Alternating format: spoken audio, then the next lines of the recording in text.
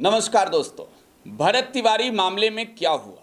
देश में आज बिहार के भोजपुर के शाहपुर में हुए एनकाउंटर को लेकर गुस्सा है लोगों में।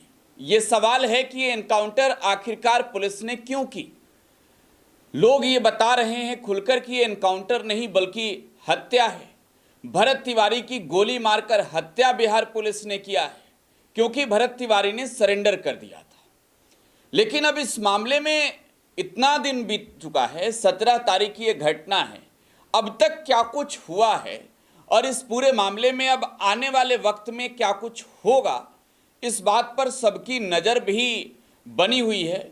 लेकिन एक खबर काफ़ी सुर्खियों में है, चर्चा में है कि भोजपुर के पुलिस कप्तान कर बिहार की सरकार सवालों से घिरी हुई है और बिहार पुलिस मुख्यालय ने माना भी है कि इस पूरे मामले में कुछ तो गड़बड़ है। और यही वजह है कि राज्य की सरकार ने न्यायिक जांच के लिए आदेश दिए और न्यायिक जांच की प्रक्रिया शुरू हो गई है।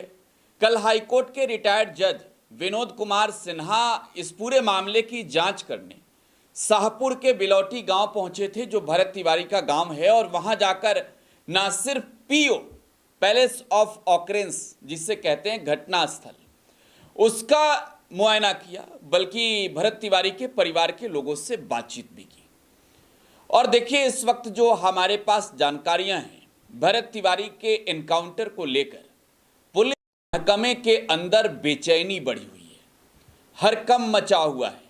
और ये भी खबर आ रही है कि बड़ा विकेट गिरने वाला है, यानी अब तबादला बड़े अधिकारी का होने वाला है।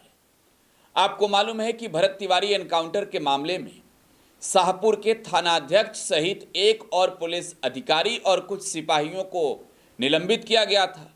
डीएसपी राजेश शर्मा, जिनके नेतृत्व में ये पूरा रेड ऑपरेशन चल रहा था, भरत तिवारी की गिरफ्तारी की प्रयास की जा रही थी और एनकाउंटर किया गया, फर्जी एनकाउंटर। उन्हें जगदीशपुर से हटा दिया गया है। अब वहां नए डीएसपी आ गए हैं।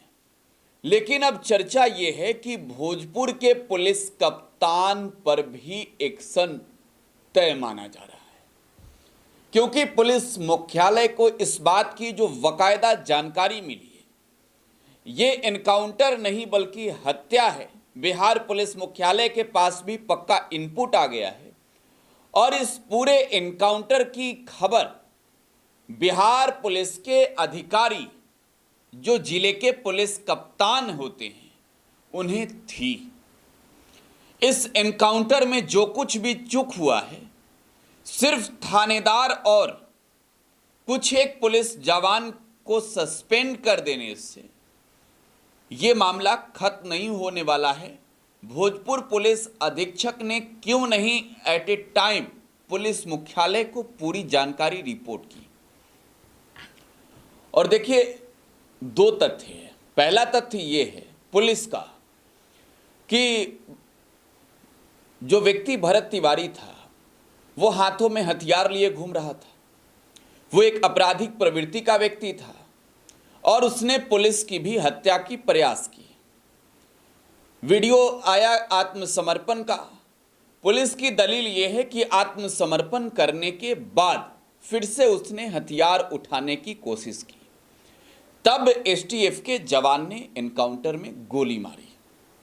लेकिन देखिए, AK-47 जैसे अत्याधुनिक हथियार एसटीएफ के जवानों के पास होते हैं और अगर AK-47 से गोली मारी गई तो एक बात तो स्पष्ट है कि क्लोज रेंज से मारी गई थी, यानी काफ़ी नज़दीक से मारी गई थी। और जो वीडियो में दिख रहा है वो पुलिस मुख्यालय के तथ्य से बिल्कुल मैच नहीं करता है, जो बिहार पुलिस के दलील हैं। दूसरा तथ्य और तर्क ये है कि भरत भूषण तिवारी पर जो बिहार पुलिस कह रही है, जो भोजपुर की पुलिस कह रही है, ये बिल्कुल गलत है। भोजपुर पुलिस उसे अपराधी बता रही है, जबकि ये बिहार पुलिस के बड़े अधिकारी भी जानते हैं कि भरत तिवारी को लेकर पुलिस मुख्यालय को जो रिपोर्ट पहले प्रतिवेदित हुई थी, उसमें बाकायदा ये बताया गया था कि भरत तिवारी मानसिक रूप से विक्षिप्त है, उसके हाथों में हथियार था। जाहिर सी बात है कि हथियार कहां से आया, इस बात को लेकर जांच होनी चाहिए। लेकिन भरत तिवारी को अपराधी कह देना ये गलत है। भरत तिवारी एक सामाजिक कार्यकर्ता के रूप में उस इलाके में काफ़ी सक्रिय था और जानने वाले ये जानते हैं कि जवनिया गांव, ये पूरा देश को मालूम है कि गंगा के रौद्र रूप में ये पूरा गांव जल विलीन हो गया, पानी में विलीन हो गया। और इस गांव के लोगों का जब घर आसियाना सब कुछ डूब गया तो सरकार ने उन्हें कुछ ज़मीन मुहैया कराई, लेकिन व्यवस्थाएं वहां नहीं की गई। भरत तिवारी की पहचान एक ऐसे व्यक्ति के रूप में होती है जिन्होंने जवैनिया गांव के उन लोगों के लिए लड़ाई लड़ी जिनका घर डूब गया, आसियाना डूब गया, सरकार ने उनके लिए व्यवस्थाएं नहीं की। भरत तिवारी ने सरकार से लड़ाई लड़ी, भरत तिवारी ने सरकार से सवाल पूछे, अधिकारियों के चौखट पर जाकर उन्हें समस्याएं सुनाई।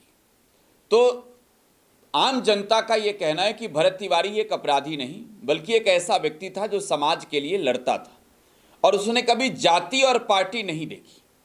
तो ये दो बिंदु है। लेकिन दोस्तों, आपको क्या मालूम है कि भोजपुर के पुलिस अधीक्षक ने क्या कुछ कहा? भरत तिवारी के एक भाई ने एक पूर्व के एनएसजी कमांडो और रॉ जैसे एजेंसी में सक्रिय रहे लकी बीस्ट को इस बात की जानकारी दी कि पुलिस अधीक्षक मिस्टर राज जब उनके घर आए थे तो उन्होंने उन्हें धमकी दी थी। और देखिए, धमकी देते हुए मिस्टर राज पर यह आरोप लगा है कि भोजपुर के पुलिस अधीक्षक ने उसे कहा था कि जल्दी से जल्दी इन सब चीज को खत्म करो। अब भरत तिवारी का मामला सिर्फ उनके परिवार का विषय नहीं है बल्कि हजारों हजार लोग जो प्रतिदिन भरत तिवारी के घर जा रहे हैं, परिवार के लोगों का दर्द सुन रहे हैं, मदद कर रहे हैं और ये कह रहे हैं कि भरत तिवारी की हत्या हुई है, इस पूरे मामले की जांच होनी चाहिए। उन लोगों का भी ये विषय है। देखिए, एक बड़ी कार्रवाई ये हुई है कि शाहपुर थाने में भरत तिवारी के पिता के खिलाफ मुकदमा दर्ज था। यह आरोप लगा था कि भरत तिवारी को इन्होंने संरक्षण दिया है। भरत तिवारी के पास जो हथियार था, जो पिस्टल वो व्यक्ति यूज कर रहा था, इस मामले में भी आरोप लगा कि घर में हथियार रखा गया था भरत तिवारी के। इस वजह से उनके पिता इस पूरे मामले के आरोपी और अपराधी बनाए गए हैं। देखिए, एक बात आपको मालूम होगा कि फर्स्ट इंफॉर्मेशन रिपोर्ट जो ये दर्ज की जाती है थाने में एफआईआर, ये फाइनल रिपोर्ट नहीं होता है। चार्जशीट ये बताता है कि फाइनल रिपोर्ट क्या है। अब बिहार पुलिस ने इस पूरे मामले में यू टर्न लिया है। भरत तिवारी के एनकाउंटर के मामले में उनके पिता के खिलाफ जो आरोप लगे थे उस आरोप में से नाम हटा दिया है।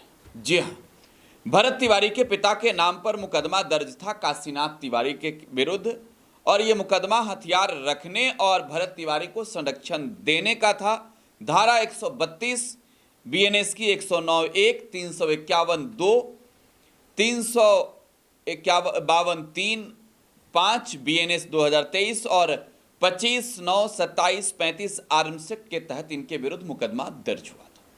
देखिए, एक बड़ी बात यह है कि भरत तिवारी का जिस दिन एनकाउंटर हुआ उस दिन पूरे दिन उनके पिता काशीनाथ तिवारी को बकायदा थाने में बंद करके रखा गया था। और ये कहना अब काशीनाथ तिवारी का है, उनके बहू का है। काशीनाथ तिवारी की बहू ये बताती हैं कि वो थाने में मिलने गई थी कि उनके ससुर कहाँ हैं काशीनाथ तिवारी, और उन्हें मिलने तक नहीं दिया जा रहा था। काफ़ी अनुरोध रिक्वेस्ट किया गया जिसके बाद जो है उन्हें मिलने दिया गया। तो सबसे बड़ा सवाल यह है कि भरत तिवारी की जिस दिन एनकाउंटर हुई उस दिन उनके पिता को क्यों थाने में बंद रखा गया था? उनके पिता को आखिरकार क्यों नहीं उन्हें घर पर रखने दिया गया?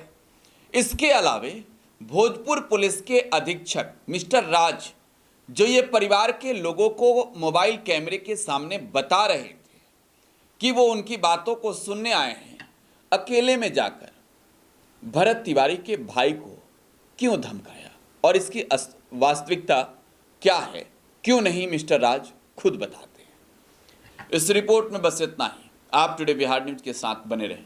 धन्यवाद। हथियार इनको दे दिया गया और हथियार इनको दे दिया गया और इसमें कोई समस्या नहीं है।